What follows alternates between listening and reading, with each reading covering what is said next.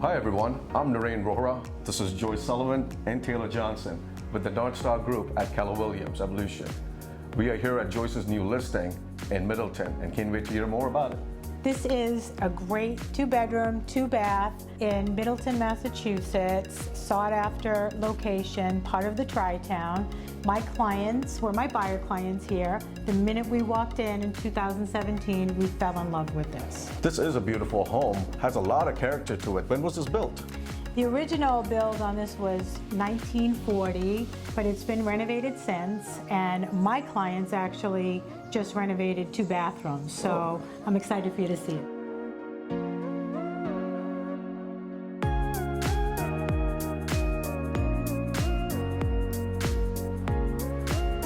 So that was 70 Mill Street over here in Middleton, and it's really impressive from the old school brick fireplace, the exposed beams in the kitchen.